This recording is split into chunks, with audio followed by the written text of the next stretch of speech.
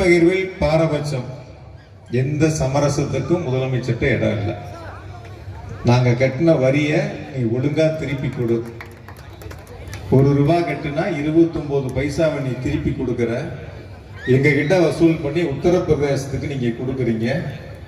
இது எங்க உழைப்பு, எங்க வேர்வை, எங்கள் ரத்தம்.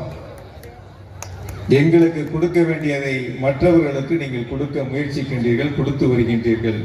எங்கள் உரிமையை நாங்கள் மீட்டெடுப்போம் என்று சூளுரைத்து எந்த சமரசத்திற்கும் இடமில்லாமல் தமிழ்நாட்டை பாதுகாத்து வருகின்ற முதலமைச்சர் மாண்புமிகு தளபதி அவர்கள் தொகுதி சீரமைப்பு என்ற பெயர்ல தமிழ்நாட்டில் குறிப்பா தமிழ் மண்ணுக்கு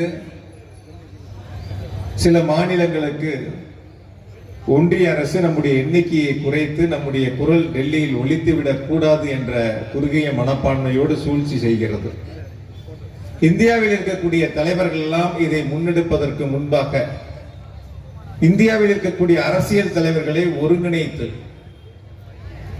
முதலமைச்சர்கள் முன்னெடுத்திருக்கின்ற இந்த ஒன்றிய அரசினுடைய சூழ்ச்சியை வீழ்த்தி தமிழ்நாட்டினுடைய உரிமையை காக்கக்கூடிய முதலமைச்சராக மாண்புமிகு தளபதி அவர்கள் நல்லாட்சியை நடத்தி கொண்டிருக்கின்றார்கள்.